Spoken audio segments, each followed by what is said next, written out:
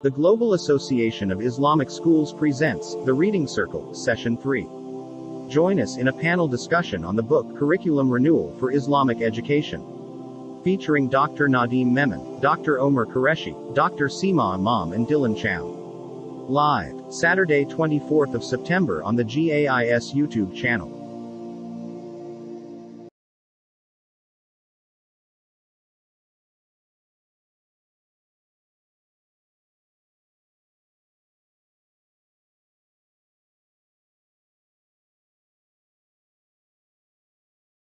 The Global Association of Islamic Schools presents The Reading Circle, Session 3.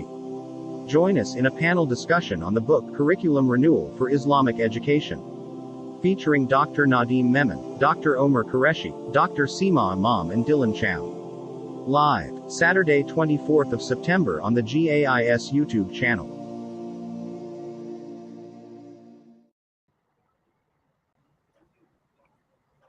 Assalamu alaikum wa rahmatullahi wa barakatuh. Welcome to GAIS, the Reading Circle.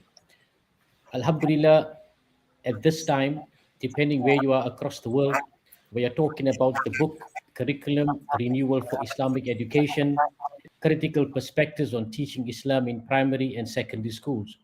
You've all heard our guest of honors here, and I want to begin because we have a really packed program, because we cannot do justice to this book that has really dug deep into what is so necessary for us as educators to think about, practice in our schools.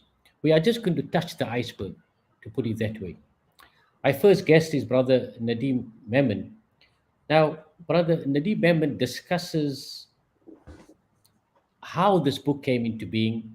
He will be telling us how this project came to light after years of teaching, learning, and watching how education is playing out in the global landscape. So, Brother Nadeem, Assalamu alaikum wa rahmatullahi wa barakatuh. Welcome onto the program GAIS, the Reading Circle. Wa alaikum assalam wa rahmatullahi wa barakatuh. How are you, brother? I'm well, thanks. What time is it there in Australia? It's late. It's 10:30 p.m. on my end, and 11 p.m. for Brother Dylan when he gets on, inshallah. Inshallah. Okay, let's get straight to the chase because people are quite interested to listen in. So, Brother Nadeem, what was the inspiration to compile this book in light of the global issues on education, Islam, and obviously the practice of education? Well, I think there's a global Bismillah ar-Rahman ar-Rahim. There's a global concern about curriculum in Islamic schools, in K-12 Islamic schools. I think globally there's a plethora of initiatives within individual schools, across school consortium, by national organizations, to think of how do we develop a curriculum, whether it be for Islamic studies as a subject or it be for the integration of Islam across all subject areas or key learning areas. There's been a concern for the need for a renewed curriculum, and people think of curriculum in different ways, but essentially there's a global concern, and this book was designed to be a response to that need for curriculum, with an acknowledgement that one curriculum won't suit all of our needs. And I think that's the core message of the book, that if we were to develop one curriculum and call it a global Islamic education curriculum, it's not going to satisfy our diverse aspirations and needs. So this book it's really a coming together of scholars and practitioners who've been grappling with this area of curriculum for a long time, for a few decades, each of us in our own right, and to say how do we provide as opposed to a prescriptive curriculum, how do we provide a set of guidance, a reading of the field with a guideline of a way forward. Alhamdulillah. At this point, I want to welcome Dr. Seema Imam and our brother Dylan Chow. Assalamu alaikum and welcome onto the program. Assalamu alaikum. We are good. Wa alaikum salam. I want to now set out the guidelines for this panel discussion to unpack a great book. And I'll be asking Nadeem a question. Thereafter, I'll be opening up questions to the panel. Essentially, there'll be a question that will be answered by all of us, all of you rather, so that the listeners can get an understanding of this book from your perspective. Nadeem, my question to you now is, after reading this book myself, I found the authors were all dynamic. They were prolific. They came across as, professionals in the field. So what was the criteria that you had to use to select each author and put them in the book as people who would one day be questioned like today, and also be part of conferences and giving us of the intellectual capacity to change our practices in the classroom? Yeah, that's a really good question. I think we would probably, all of the three of us on this call would probably agree that there's probably many others that rightfully should have been included. Their voices should have been included in this book. There's people who've been dedicated to working on curriculum for Islamic schools that probably have contributed in ways that are far beyond our own contributions, and many of whom we don't even know. That's just, the nature of the field that we're in. Is there such amazing things happening in pockets around the world in this area of Islamic education, that this was one humble attempt, I think, by a group of educators, dynamic as you've said, but dynamic in the sense that we're all from different parts of the world. Part of the criteria was to bring in different perspectives, people who are in academia, people who are scholars of religious studies, Islamic studies, people who are academics of religious studies in universities, people who are practitioners in K-12 Islamic schools, people that have experience in leading Islamic schools, people who have experience in doing curriculum development initiatives. So we tried to bring in part of our criteria was to have really a range of perspective and experience. And part of the intent from the outset was to have us speaking to each other so that we could gain from each other, review each other's chapters, contribute across the book. And in some ways, I think we were able to do that. In others, I'm sure we had fallen short, but that was the intent, I think, of bringing the group together. Yes, I must agree. Your task was tough.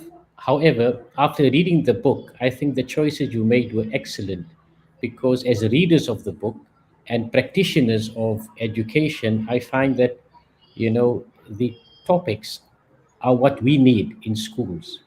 I want to go now to Dr. Seema Imam. Her topic was, or her article was, Evaluating, Redeveloping, and Action Planning Advice for Educators.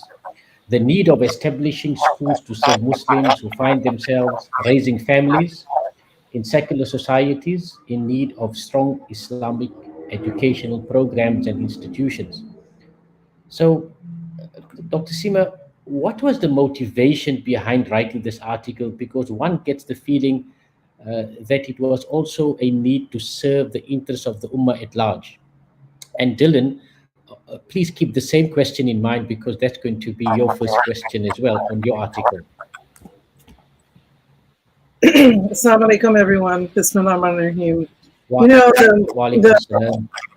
The reason to write the article is simple. I've been immersed in Islamic education from so many perspectives for, since 1975 in Sunday schools. And across the country here, the US, the schools developed one or two in the 80s, and then in the 90s we just had so many schools, and I was one of the founding principals of one of the largest, which is still one of the largest.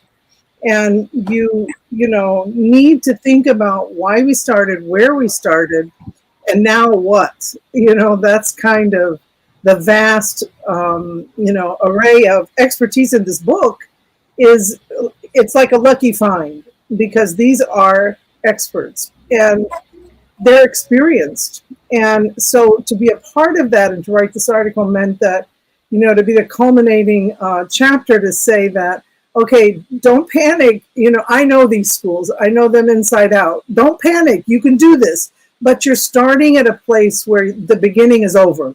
It's like you don't have a second chance to make a first impression. It's only once, right? Culture is set in most of these schools. So my reason for writing this was to say, okay, now you can evaluate your school. Now you can say, what have we done? What should we do now? And you should involve your stakeholders. When I started, we had 1 or 2 certified Muslim teachers in America. I was a certified principal, but I didn't have any peers. You know, that was back in 1990. You know, and so the change isn't the school's fault. The board members started these schools in many different contexts. And so I wanted to say to Muslim schools everywhere, we have a huge responsibility. Let's reevaluate and let's do this now according to what we've learned. And so that's wonderful. I think why. we could develop on that point, because it's a very relative point and relevant. So I'm going to go directly now to Dylan Chow. And the article is a strength-based approach to religion and spirituality for Muslim learners in health and physical education. Dylan, again, for the benefit of the listeners, what was the motivation behind writing this article? Because one gets the feeling that it was also a need to serve the interests of the Ummah at large. Over to you, Brother Dylan. Assalamu alaikum. You got to unmute yourself there. Oh, Jazakallah khair. Assalamu alaikum to everyone. Assalamu alaikum to my panelists, familiar colleagues and brothers and sisters and friends. We've had many journeys together, and one of them being in this book. Excellent question. One of the things that I think you want for your brother and sister what you would want for yourself.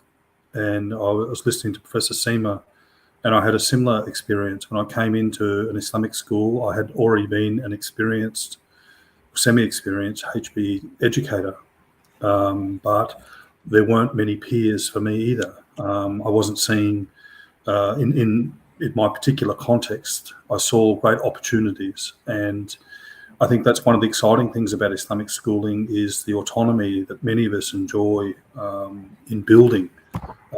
In this case, for me, a HPE department from scratch, from literally a shipping container with a few deflated balls and a few skipping ropes and a few loose markers, and away you go. When would you like me to begin? And they said, well, Monday, and away I go. And that was a really steep learning curve for me. But I think about subhanAllah, you talk about the higher purpose. I was hoping to write a book that would speak directly to my brethren, HPE colleagues, brothers and sisters in Islamic schools. Each of them perhaps potentially have 5 classes.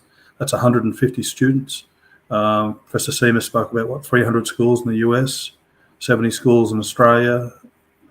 How many schools in South Africa? Keep going around the world. This is we are one field, and the intentions, inshallah, were pure and were good, but the magnitude of the task, I think, it's a big one. But we're writing from the heart, inshallah, in order to touch the heart. And in my case, I started very objectively, and objectively, it was my thought that clearly after Islamic studies, HPE is the most important learning area in an Islamic school. And that was I would agree with. That was my objective point. Look, I can tell all the panelists, we're all going to fight for the pulpit of the mic here, but no problem. I'll give you the chance. Now we go to the next point, which I found very interesting. Reading the book and then finding quotations, and my book is, if I can show it to you, it's got a whole lot of post-its and underlines and all of that. So I'm going back to Brother Nadeem. Nadeem, you made this comment. You're right here. Recent studies about teaching Islamic studies in Australian Islamic schools reaffirm that students find the way Islam is taught disinteresting, irrelevant to their lives, decontextualized and dogmatic. And you're quoting Abdullah in 2018, Abdullah, Chow and Memon. Can you give us a background as to why that formed such an important part of your introduction to the book, Brother Nadeem? Yeah, I mean, I think, for many years, anecdotally, we've known that we have challenges in our teaching of Islamic studies. But the research that my colleagues led here in Australia, in speaking with students and parents and educators who teach Islamic studies, really reaffirmed and reinforced that this challenge is real, and that many young people, have serious concerns about the way that Islamic studies is taught. It almost feels disconnected from their lived experiences. And this isn't, I mean, it shouldn't be a blanket statement. I mean, there's amazing things also happening in the teaching of Islamic studies, and there's pockets of it. But for many young people, we need to take into consideration, even if you're teaching Islamic studies and one child says that it didn't work for me, we know as educators committed to Islamic schools, we have a problem to address. It's not like mathematics, right? You have a young child who says, I don't like math. We say, okay, you don't like math, try another subject. But if a young child says they don't like Islamic studies, it's not working for them, we've got to raise the flag, and we need to do something different. So I think for us, the reason why that quotation is so critical to the framing of the book, as you pointed out, is because we're saying it doesn't matter how many students say this. If a handful of them say it, we need to take it seriously. And I think many people that have read the book and have contributed to the field would recognize that it is probably high time for a sense of renewal, for thinking anew in how we approach Islamic studies.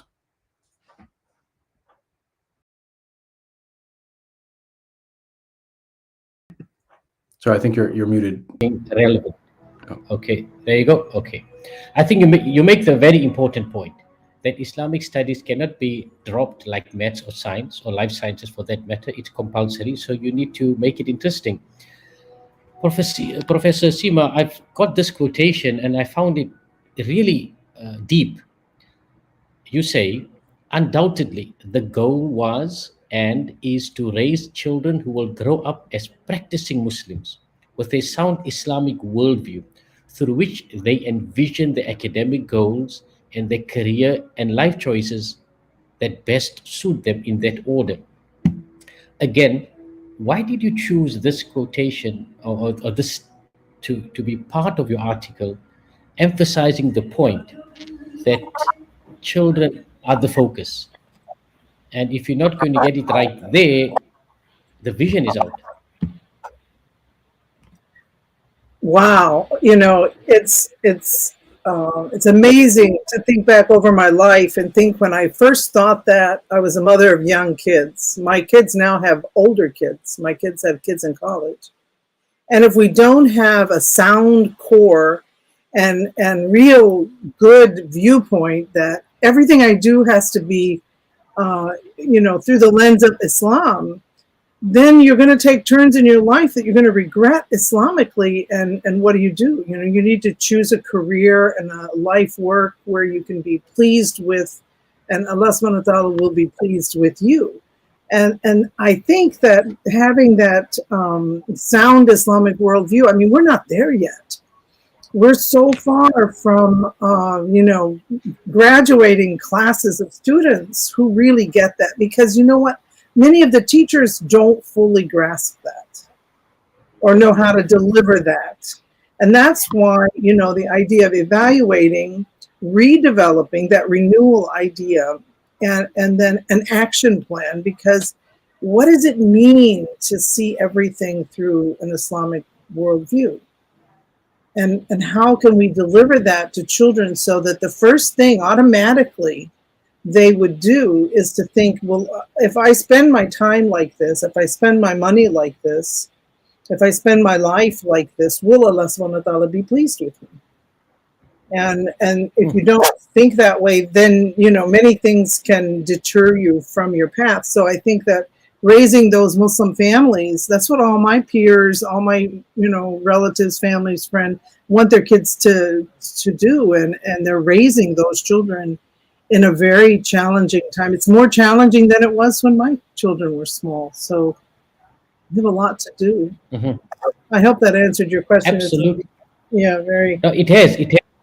In fact, it has got me thinking further on how the teacher actually comes to school on a daily basis. Do you come with a big change, or do you come there just to run the day through, you know? So yes, I enjoy that point. We'll pick it up later on in the interview, hopefully. Dylan, you make an important point here. You say in your article under the title, snapshots, how HPE and sports was transformed and how it was transformative. Now, this point got me thinking. I started to see HPE as deeply connected to purpose, ma'arifah, cognizance of God, of Allah, through the natural synergy and symbiotic relationship between Islam and health, the natural space created for religion and spirituality to intersect in our inquiries, especially around the themes of justice and social action, the power and agency of availing from our learners' cultural and religious identities, and ways of knowing, and the opportunities within HPE and sport to embody faith. That is a lot, you know, but it's so deep, so relevant, so important. Can you sort of unpack it for us? Because for me, I must tell you, I had to sit back and think about it. Dylan, could you unmute yourself there? Excellent. Yeah, thank you. Look, I have to say that was for me, this was a 10-year journey. So I'd been a PE teacher for 7 years. I'd been a Muslim for 2, maybe 3 years. And then I entered an Islamic school. Now, you talked about how an educator turns up. For me, an Islamic school was just the most beautiful place, because it was an opportunity to continue my passion, which was education, but to grow as a Muslim. And that was sort of my niyyah, I guess, my intention every day, learning from, I used to tell my students are, you know, range from 13 to 17. But if you consider they're maybe Baligh at 13, I said, then you're older than me in Islam. So I'm learning off you.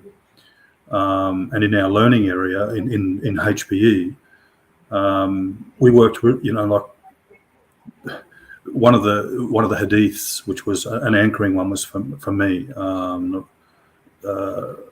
narrated by Abu Bakr Siddiq, radiallahu anhu, which in itself says something. You know, it didn't narrate as many as some others did, and he said that after Iman, the greatest gift is health.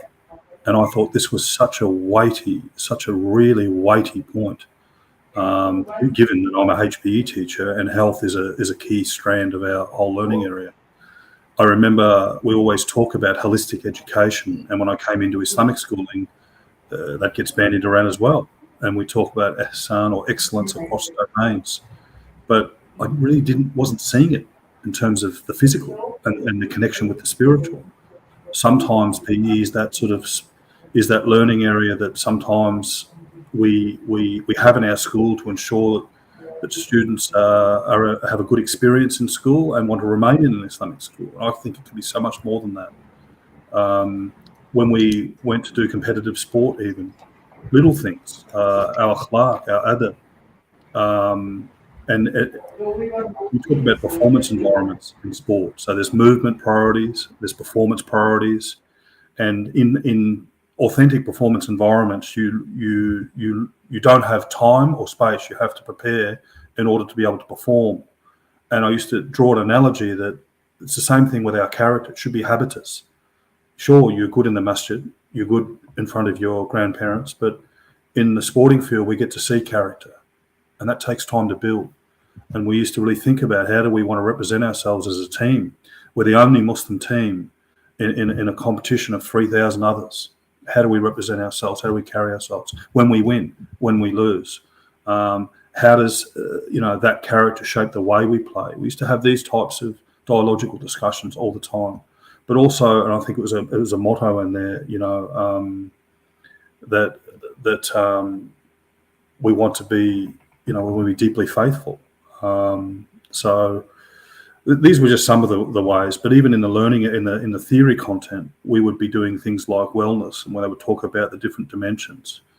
And we ended up reworking the wellness dimensions because they just didn't fit. Professor Seema was talking about an Islamic worldview, and those models are generic, universal models, and they don't necessarily consider our worldview. So we used to co-construct that in the learning area and make our inquiries. Some of the inquiries, just to finish off, that the learners were looking at was they were looking at what it meant to have a strong, positive Australian Muslim identity.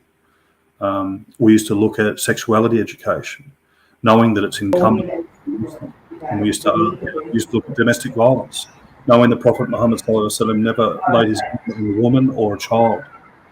There's no precedent for domestic violence in our community. So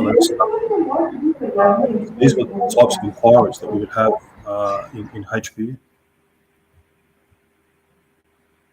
Yes, Jazakallah for that in-depth answer. Brother Nadeem, you make an important point later in the book. You speak about who is this book for? And I want to pick up on the point, education into religion introduces the pupil to a specific religious tradition. So can we discuss that point as to why education into religion becomes the fundamental, and why then this book has a specific audience as well, Brother Nadeem? Yeah, I think in terms of the specific audience, we often think about Islamic studies as something that's taught just to Muslims, or we think about Islamic education that's integrated across the curriculum, but it hasn't quite fully been achieved. And the whole purpose of this book was to say that the teaching of Islam is something that happens by everyone in an Islamic school, and it's not just limited to curriculum. It's not just limited to what comes out of a textbook or what comes out of a particular class. So I think part of the way we structured this book was, as Brother Dylan has rightfully pointed out, it's that whole middle section of the book where we speak about an Islamic worldview and approaching our work from within the Islamic tradition is a distinct departure from the way we've been doing work on curriculum thus far. It's more about a way of thinking Islamically about the way we learn and we teach. Brother Dylan's examples, I think, are quite telling. The example of those types of conversations in a physical education class, or young people who are playing sport and they're having conversations about adab and akhlaq in how they interact with other people. It shows that you can be teaching Islam in ways that doesn't require a textbook, that doesn't require students in desks in a particular class or a particular course. But Islam is taught in multiple ways, and that really challenges our conception of what we mean by curriculum. So this book was meant to push those boundaries. Yes, we do have a section of the book, the opening section of the book, that focuses on Islamic studies and goes through the common subjects of hadith and Quran and seerah and the like. But at the same time, it's to say the second part of the book on worldviews pushes our conceptions of what we mean by curriculum.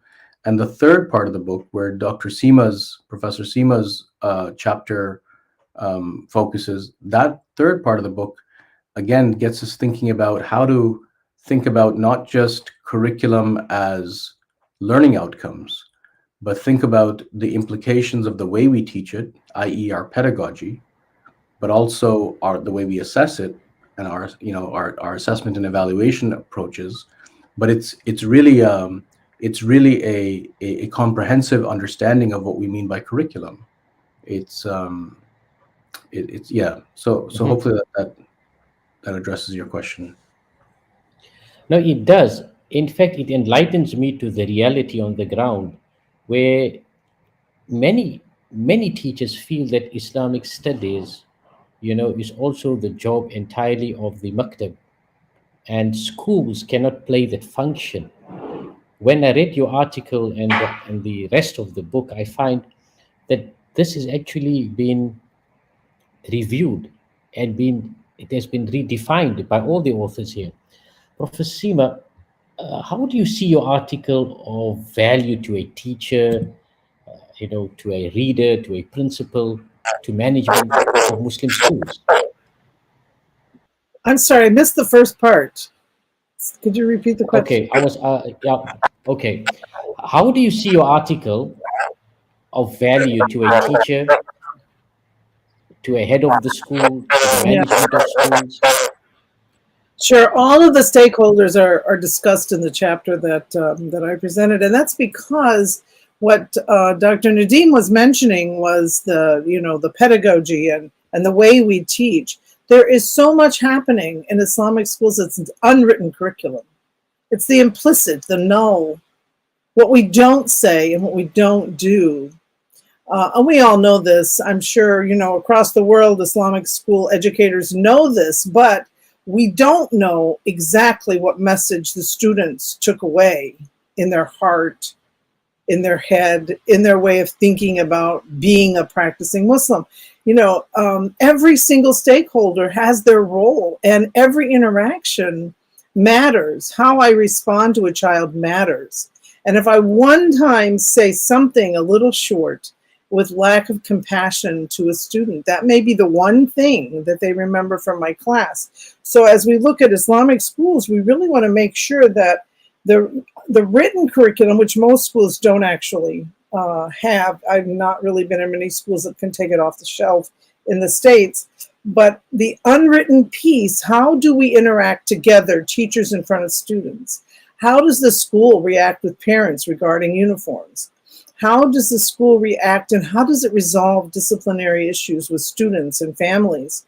And so, every teacher, everyone who cleans the building, everyone who parks the cars, everyone who serves the food, if they toss food out with, negligence, like, garbage, garbage, garbage, then we're not teaching Islamic values.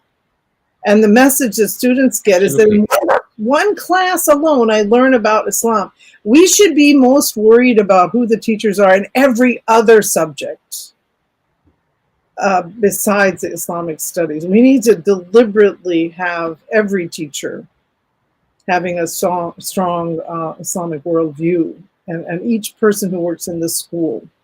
And we have to help and support the families to have a strong Islamic worldview as well. It's very complicated. I really like the point you make,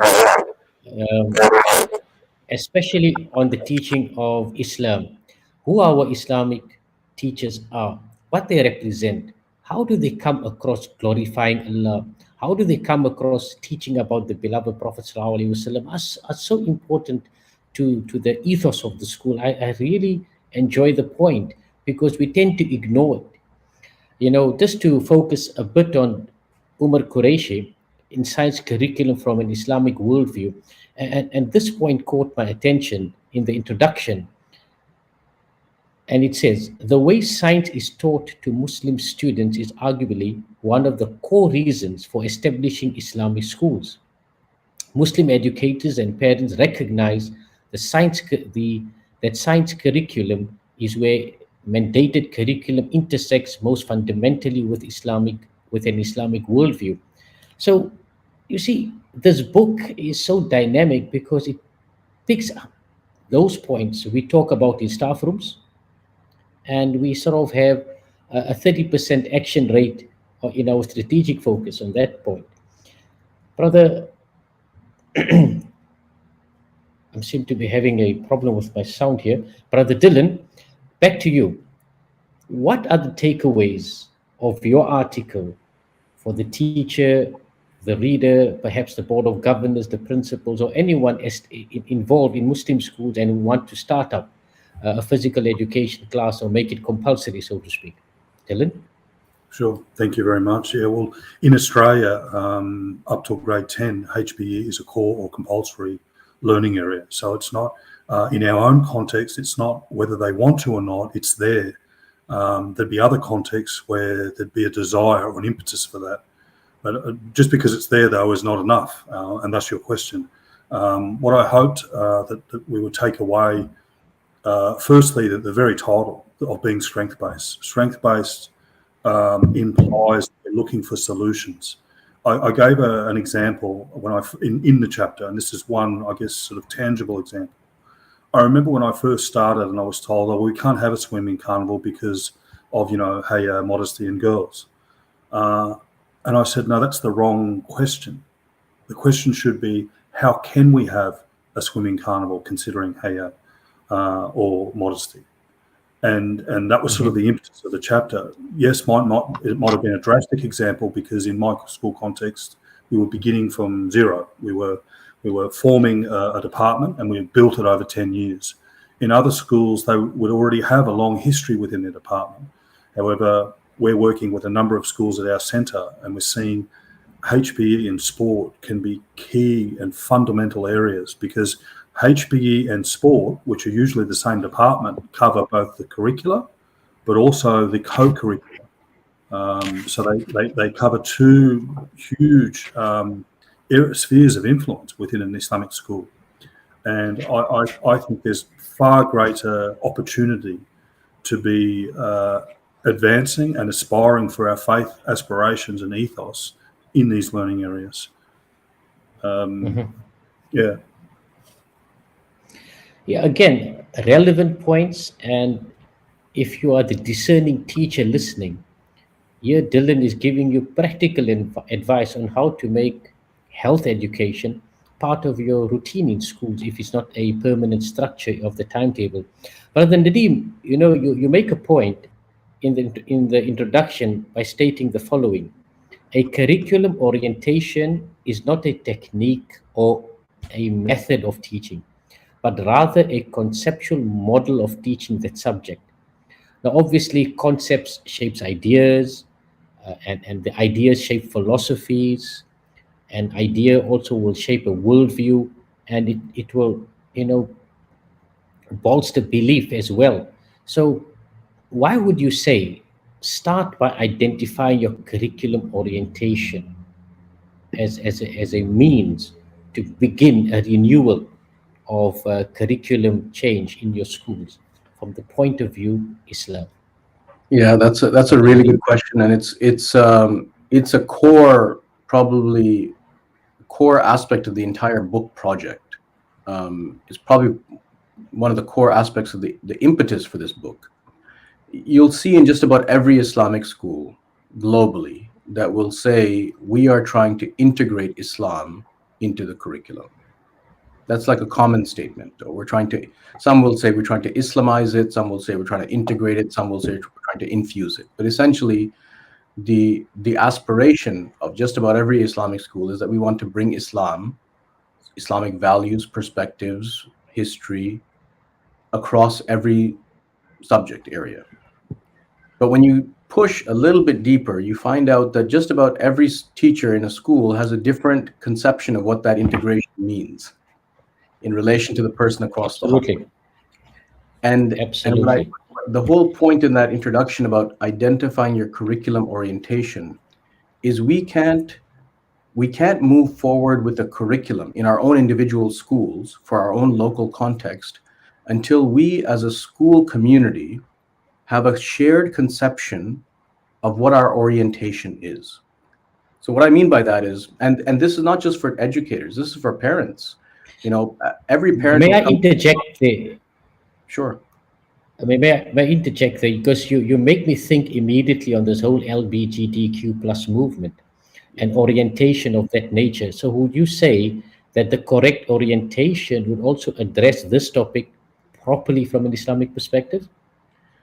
Oh yeah, let me come back to that. That's another layer of complication. Sure. But I'll address that.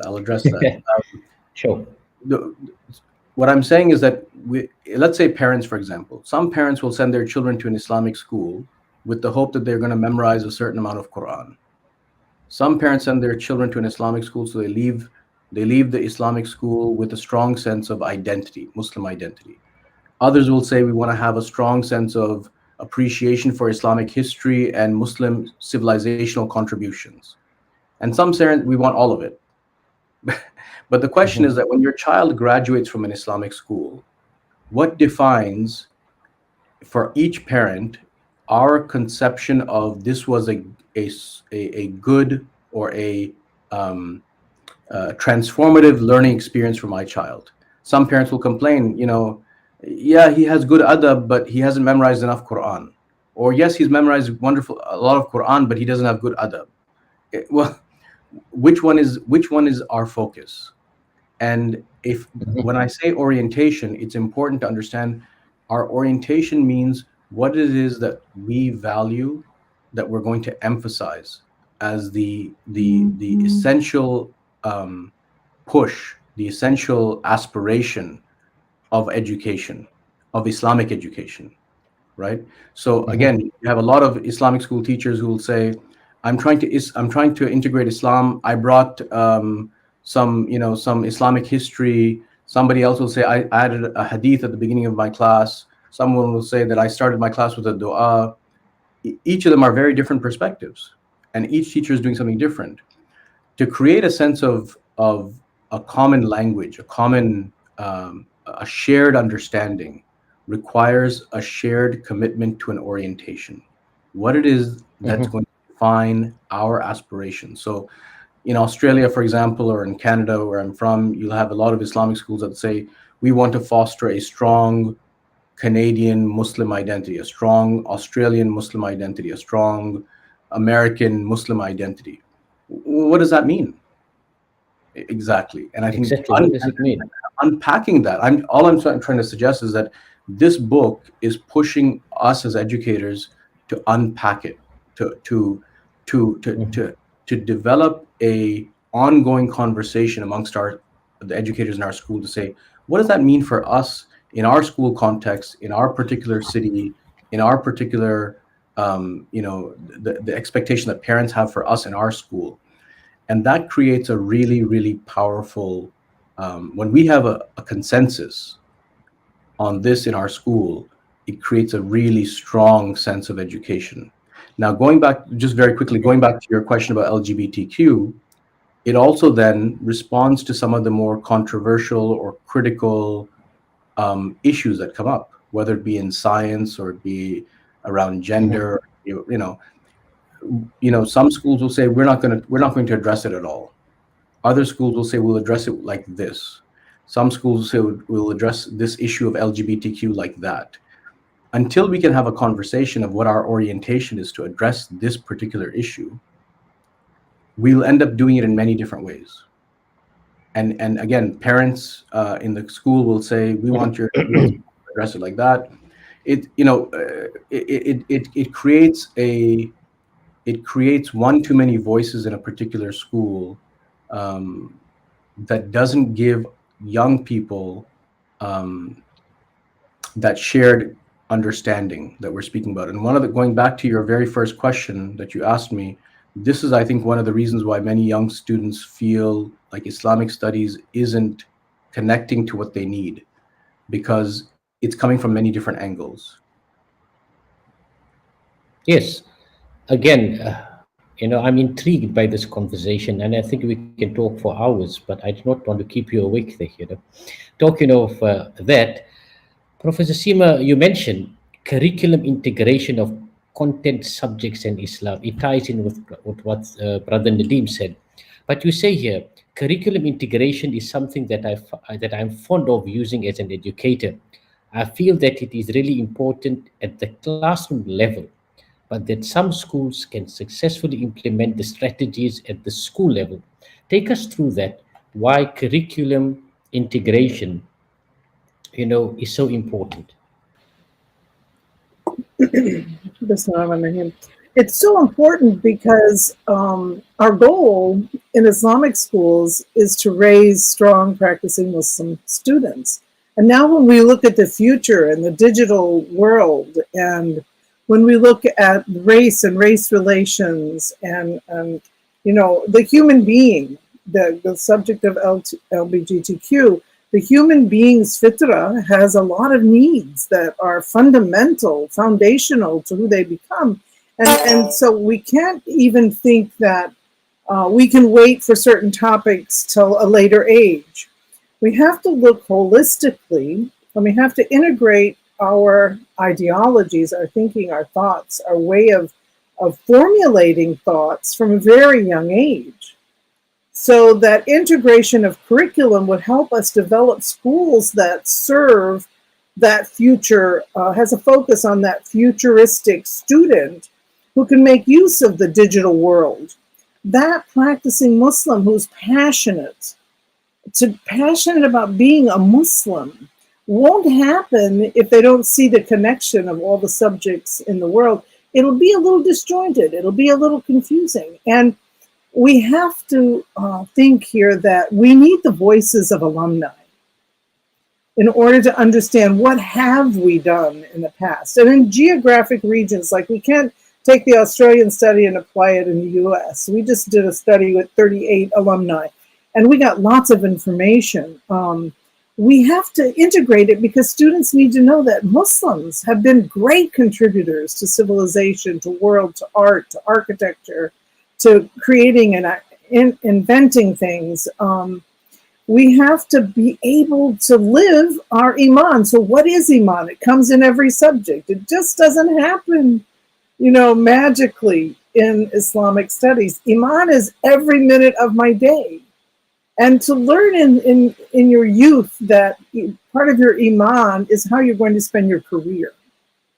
Then you become aware that I need to pick a career that won't be, against my my Islam. My Islam first agenda means that everything comes together in an integrated way, so we can apply the hadith in our life. We can walk in the footsteps of the Prophet, peace and blessings be upon him. But we need someone first to teach us that love of the Prophet Muhammad in order for us to be able to want to walk in the footsteps. So it doesn't just happen by learning it from the page of a book. It's the role model of the teacher and the family, and working together with the family is part of the integration of the curriculum. And not to forget that we have a very complete understanding of what race relations should be like. So we know from Islam how people should be treated, all people, because we have the example of a man who walked the earth. But kids won't know that if we don't demonstrate that with our comments when things happen. We have a very volatile, climate in the U.S. that gives us that perfect opportunity, but too often we just don't talk. We don't cover those subjects. Absolutely. So, yes, to know if this developed that plan, to be able to do it, inshallah. Inshallah. Well said, and I think articulated clearly for the discerning teacher out there. Brother Dylan, reading your article, I've come across how you integrated, environmental awareness, sexuality, and education, talking about bullying, getting the children to be part of a drama class, so to speak. How has this integration made Islam more practical for the children? And how did it make the children feel being Muslim, in the multicultural environment that they were put into? Dylan? Look, the bullying one was an excellent example. In maybe health terms, it might be called social action, and we took a social action approach, and we engaged in Enhanced Forum Theatre. Enhanced Forum Theatre has its origins in, liberation context where they don't have voice, but they act out their advocacy in drama, because that's a way of, advancing transformation in those types of contexts. So we borrowed that Enhanced Forum Theatre. Now, where this was sort of attached is that we often talk about, and I think sometimes poorly nuanced. I see a lot of schools say, we're going to build the leaders of the future, and sometimes I feel like that means the leaders, the titans of industry. Maybe we're going to produce people that that score great scores and become someone and take a role, and that's not, that might be okay, but I was more interested in, I guess, fulfilling the amana, and if we look at Khalifa, there is an amana attached to that. So in bullying, we had the young people essentially doing the training, delivering the enhanced forum theatre, which had audience members pause as the scenario was happening and help address and solve it, to equip the audience members, in this case the other learners, how to de-escalate, how to intervene in instances of bullying, and how to develop empathy such that a school culture and climate doesn't see bullying as acceptable, nor inaction. And they did this all the way down to the primary school every second year, so that each class that came through did the year. So it was a whole school approach driven by the health class in year 11 all the way down through the school. And I think it was a really powerful example of I guess, developing one's knowledge, ilm, and then the imperative to act on it, amr, and to fulfill one's amana. And I think that was one example in bullying. We also did work around, the homelessness. And, it was amazing. We really sort of unpacked, there's no homelessness in Australia, really. And then we dig a bit deeper and find out actually there is. And there's different levels of homelessness. And then you hear, my parents migrated here with nothing. So there's no excuse for people to be homeless. They were successful, so anyone could be. And we really sort of unpack. And this, these aren't nasty comments. These are the comments of passionate teenagers in a dialogical session. But you start sort of absolutely pulling these threads, and then all of a sudden we're developing, we're upskilling ourselves, we're going along, and we're connecting with people living rough, and we're serving in our local community, and not just doing it, but coming back and reflecting, engaging in that muhasabah. What does this mean for my life? How has this changed me? How has this transformed me? I can mention so many powerful stories in HPE and in health where students had that sort of transformative moment. One of my students speaks 3 languages. One of them is a dialect. And we went to the place where the homeless are, and we gave out food, and you give conversation. It's called Friends on the Street, because and in a particular time, there was a migration policy here where people that were waiting, I guess, for their status were put in a very low socioeconomic neighbourhood in units. And my student spent the night, 2 hours, speaking with this person. I remember the man cupped my student's head in his hand, and he was crying. And he said, I came to Australia on a boat 12 days. I didn't know if I'd live or not. My family is back home. And you're the first person I've been able to speak to, because they spoke the same dialect. So you're the first person I've spoken to in over, in 3 or 4 weeks. And I'm in this foreign country awaiting my status. And moments like that, where he would come back and report, his experience, because they went in smaller groups, and report it back to the class. And we started to think about what are our responsibilities locally, regionally, globally. Things like SubhanAllah, we have come. Absolutely. We can talk for hours.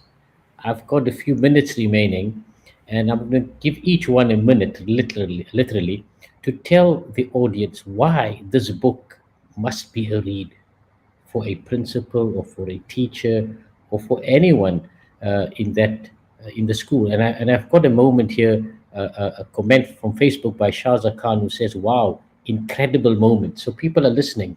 So to my panel, Dylan Chow, Dr. Seema Iman, Brother Nadeem Memom, my question now, I want you to tell the listeners why they should get this book into the school and make it part of the staff meetings.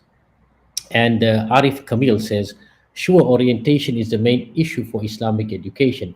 Thank you, Professor Nadeem. The common shared orientation is so crucial, not for Islamic schools, for all schools." MashaAllah for that. So I'll start with Brother Nadeem, and you have a minute, Dr. Seema a minute, Dylan Chow a minute, and then I will bring the program to a close, inshallah. Brother Nadeem? Yeah, I think why this book is urgent is because otherwise we'll continue to spin in circles. I feel that every Islamic school that aspires to develop a curriculum usually starts off with a committee and tries to think through what are the steps of developing a curriculum, or they sit there and they look at the existing curricula that are out there. But if we're going to take curriculum development seriously, it comes with one, a reflection on what we've achieved thus far. And that's something that we try to do in this book, is try to look at the curriculum that's out there and the massive contributions that have been made in the field already. But at the same time, each chapter tries to provide a recommendation or a set of guidelines in terms of a way forward within that particular curricula area. And I think it provides a lot of food for thought for schools that are looking to develop their own curriculum. MashaAllah. Dr. Seema Imam, what have you got to say on why this book should be part of the school? Because we're building Islamic schools, and it's not easy work. And we didn't have something to look at in the past to see what experiences other people had had. So even if you're in it and you're having those experiences, it's nice to know that you're not alone. You're not the only one having those experiences. So how can you benefit from all these thoughts and ideas? I think that building Islamic schools is hard, but it's more difficult. And I sometimes don't use the word transformation because I think we're developing children. That 3-year-old, 4-year-old child comes to us. Yes, health PE, HPE. I love that term. I always say PE. HPE, that's the foundation for giving the child well-being, healthy well-being first, and so we can't do it in a silo just by ourselves. We need other voices from other schools, and that's what this book provides, is voices from other schools doing exactly what we're doing, building Islamic schools so that we can raise well-grounded Muslim students who are passionate about their Islam. MashaAllah. Brother Dylan Shaw? Before you carry on, Arif Kamal says the book should be translated into other languages. Go for it. Okay. Brother Dylan, unmute yourself there, please.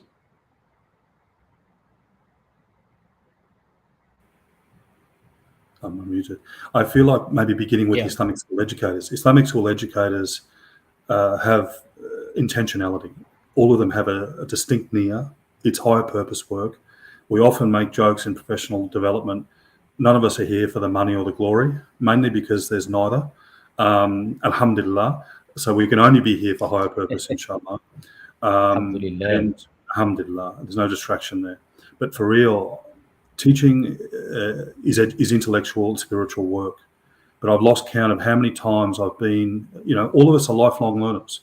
None of us, if anyone hopes for their own learners to be lifelong learners, then they have to find within themselves that same trait or same quality of being a lifelong learner. And I believe that all the colleagues that I come in contact with are lifelong learners. But the challenge for us is how many times do we go to a professional learning or professional development session, or we pick up a book, but always we have to translate. And I don't mean languages.